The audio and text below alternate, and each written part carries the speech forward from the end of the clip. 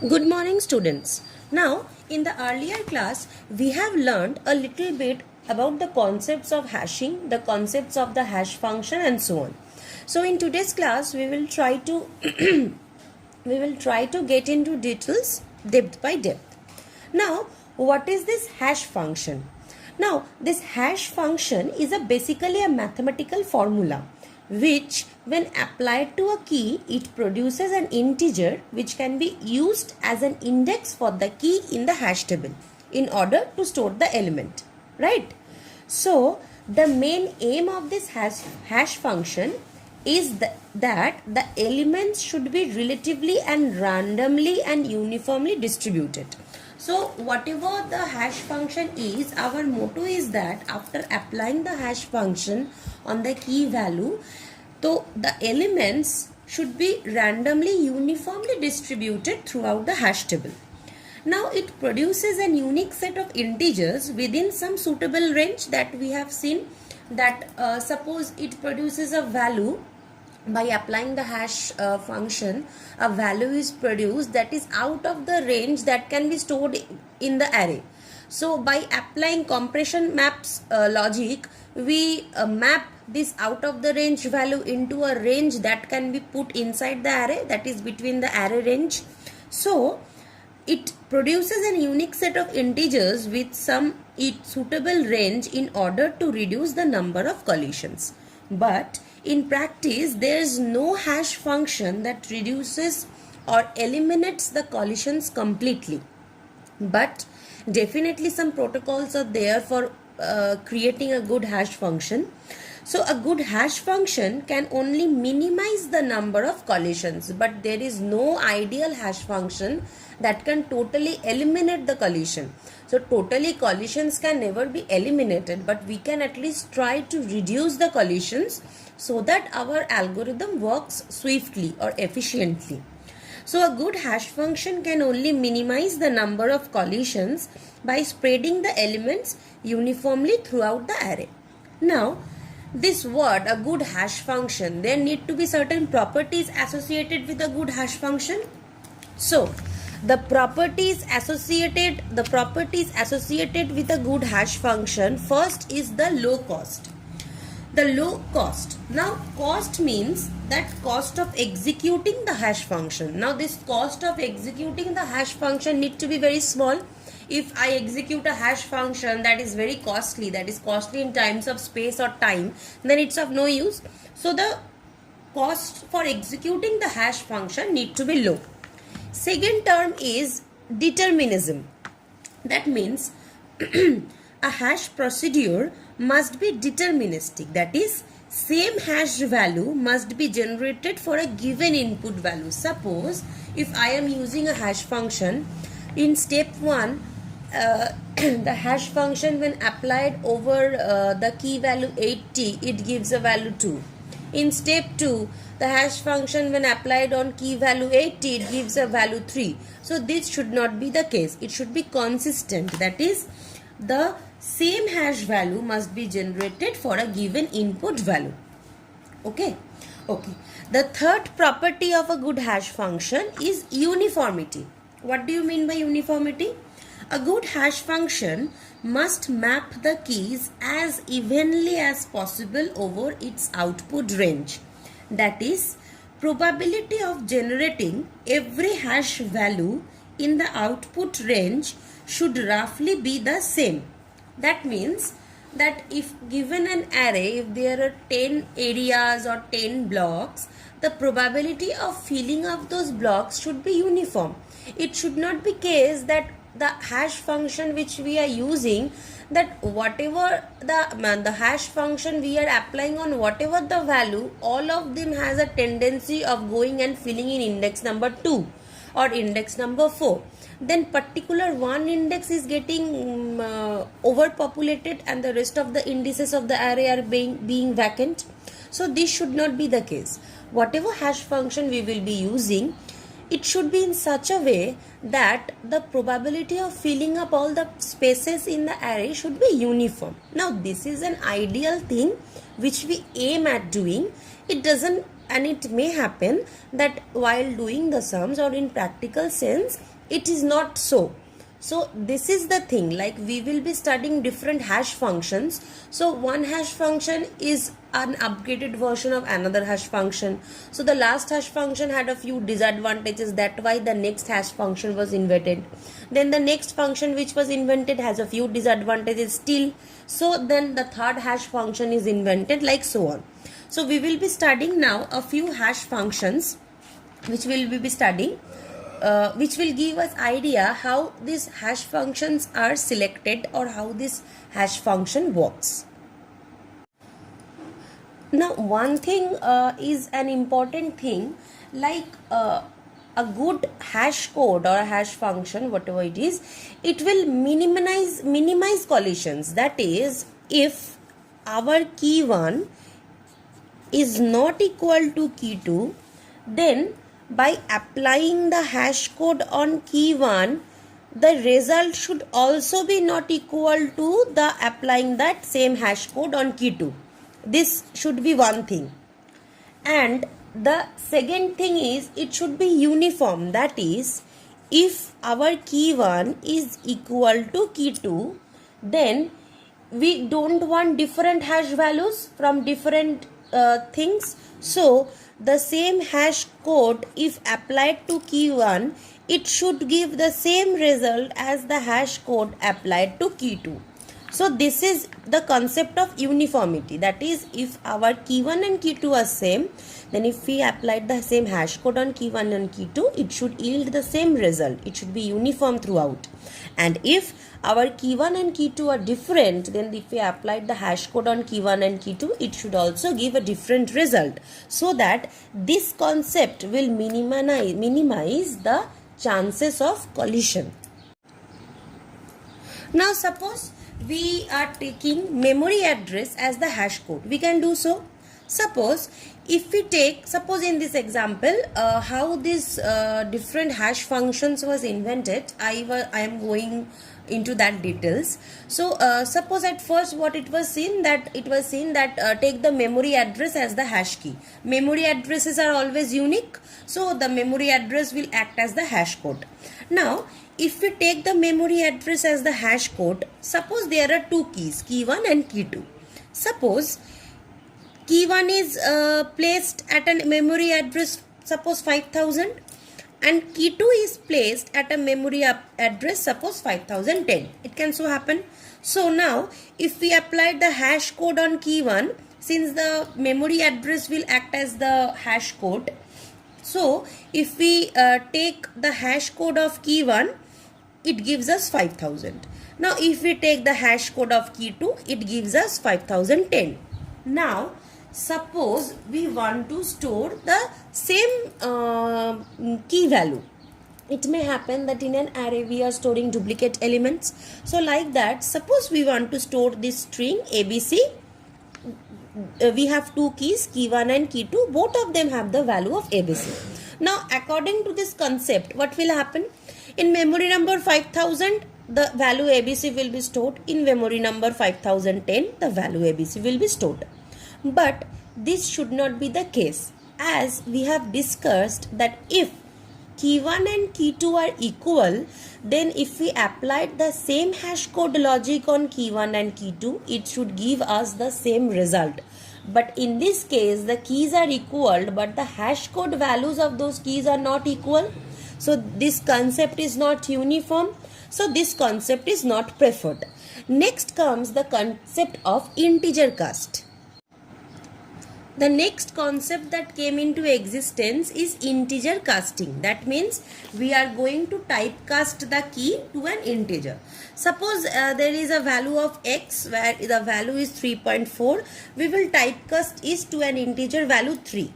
Now for data types with double float, we are going to encounter loss of data because 3.4 had some significance, but due to this typecasting into integer format, only 3 will be there. So for data types where float or double float are being used, we are going to encounter certain loss of data. Definitely there will be a loss of data. And also another problem is that suppose For values of keys 3.4, 3.2, 3.3, these are all different and unique values, but all of them will comply to be saved in value 3 only, because 3.4, if we typecast it to integer, it will be 3, this will also be 3, this will also be 3. So all of these are going to map to the same location 3, which is not desirable, because all these had unique values of 0.4, 0.2 and 0.3. But so loss of data accuracy and lot of collisions will occur, so this process was not preferred. Next came the concept of component sum. Next comes the concept of component sum. Now with integer cost, we have seen that if there is any data larger in value than the integer, that then there will be some loss of data, there will be some collision, and there will be some loss of data will happen. So here what we do is component sum is we partition the bits of the key into fixed length components. Suppose our hash key is 64 bits like here. Then we partition this 64 bits into two 32 bits components. So the concept is to partition the bits of the key into fixed length components. So when we add this 32-bit component, it will yield a 32-bit hash code. So this large thing is compressed and converted to a smaller thing, which will be easy for us to use, and in doing so we will have to definitely ignore the overflow. So in component sum, what is the concept? Given a 64-bit key, we will partition that bits of the key into two fixed length components. So 64 divided by 2 is 32. So 32 will be two fixed length components. If it is 32, then 16 bits, like so on. If it is 16, then 8 bits, like so on, into two fixed length components, and we will be joining these components, adding these components to yield a hash code which is also of 32 bits. Now suppose that I am using this concept for string. Suppose our key is post. This can be a word. Suppose post is our key. Now we will not directly be able to typecast post to integer because this is a string value. So we are going to divide this post into 4 32-bit segments. That is, we will divide post into P, into O, into S and into ET, 4 32-bit segments. Now P can never be directly typecasted to an integer value. First we will need to find, we all know that for handling strings, the computer deals with the ASCII values of strings for storing that, because when we press the words from the keyboard, the word are not going through the computers and getting typed in the Microsoft document. When we press a P, the ASCII value of that P goes through the computer, and while getting typed in the document knows that the ASCII value of this P has come, and then it converts this ASCII value again to P. So in order to save the post, in order to do this, we are going to divide this thing into 4 32-bit segments. Now we will add this up. So we will add the ASCII value of P, ASCII value of O, ASCII value of S and ASCII value of T. Now suppose these are all the respective ASCII values of P, O, S and T. So by adding this all up, we get the value of 454. Now suppose we have named this, we have stored this 454 value in a variable X. So what does we get? We get, by applying the component sum procedure, this hash code concept, by applying this hash code on that key value, that is on post, we get a value of 454.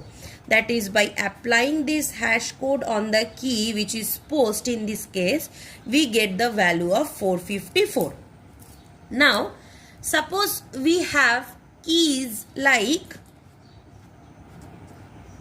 pots, then there is another value like stop, then there is another value like spot, then there is another value like tops. This can be another set of values also. So these are all unique words, like pots and post are not same, stop and post are not same word, spot and post are not same word, and tops and post are not same word. But if we apply this compression, these are all different words, but all of them has the same combination of letters only. So if we applied this hash code on these different key, everything will give the same value of x. All of them will give the same value of x, because pots will also be segmented in 32 bit segments, and it gives us POTS, like in this case, stop also, spot also, tops also. So these all words and meanings, all of these are different, but still if we applied the component sum logic on this different words, all of them will give the same x, but actually it should be different. So a lot of collision will occur. So we need to take into account the arrangement of these 32-bit segments also, like how will we be storing these 32-bit segments, and how will we segmenting this 32-bit concepts, or segmenting this whole bit concept, we need to take into account also. So the next topic is polynomial accumulation concept. Now next came the concept of polynomial accumulation. Now in component sum, the problem we have seen is, if we divide the 32-bit divide the whole segment of the hash code into different segments, if we divide the key into different segments, then if the letters are same and also the words are different, still they are being accumulated in the same hash values, which should not be the case. So there need to be a method for differentiating these letters. So the concept came in polynomial accumulation. In polynomial accumulation, what is the concept? Suppose our key is post, then we need to take a variable a, which should be any non-zero constant, like we can take 1, 2, 3, any non-zero constant value we need to take. Now this key was differentiated into 4 segments, like ASCII value of P, ASCII value of O, ASCII value of S, and ASCII value of T, right? Now with this we need to multiply the value of the non-zero constant which we have taken also, like with P, a to the power 0 plus ASCII value of 0 into a to the power of 1 plus ASCII value of S into a to the power of 2 plus ASCII value of T into a to the power of 3. So suppose if we take a to be 1, then ours will come as ASCII value of P is 112 plus then 111, then 115, then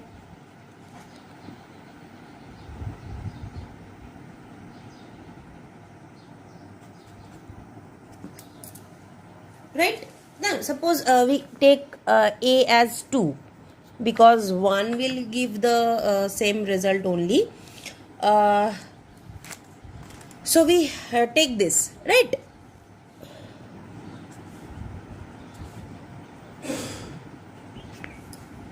Right. Now if this will give some result, right? Now if we take another key as stop, suppose if we take another key as stop, now ASCII value of S is 115. Now 115 into 2 to the power of 0 plus ASCII value of T is 116 into 2 to the power of 1 plus ASCII value of O is 111 into 2 to the power of 2 plus 112 into 2 to the power of 3. Now we have seen that if we use the same non-zero, we are using the same non-zero constant for calculating these two different key values. Now here that both the sums will never be equal. We are seeing that, right? This sum, if we add up, and this sum can never be equal, because 115 is multiplied here with a different thing and here it is a different thing. This is different, this is different. So all things are different. So what we have seen in polynomial accumulation is, for different set of words, even if they have the same letter, it doesn't matter, but it will definitely give a different set of values. Suppose this will be x and this will be y, and chances of collisions are different. So here, if we change the arrangement of letters, the hash codes is also going to change. So for the same key, same hash code values will be there, and for different keys, that is for different words, different hash codes value will be there, which is our motto, which was our motto from the very beginning. So we have seen that what we need to change this concept of component sum, and we need to take a non-zero constant, any non-zero constant a. Then we need to do what? We need to take all the letters and multiply those constants by a.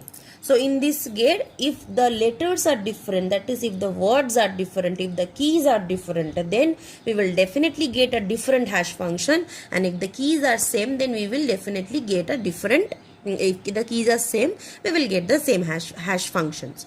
Now how is our array is saved in this way? So the key will be in our array, so the key will also be saved in our array in this fashion only. So suppose we have 32 segments of array. So our array, since we are dividing this into 32 segments, our arrays should also be divided in 32 segments and so on. Suppose this is our segment and so on. This is 0, 1, 2, 3, 4, 5, 6, 7. So for the first word post, in 0th position, the word P was saved. In first position, the word O was saved. Like this it will be saved. So for our next word stop,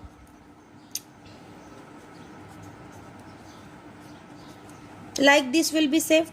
So no two letters are same, so the hash code values should also be same, different, right?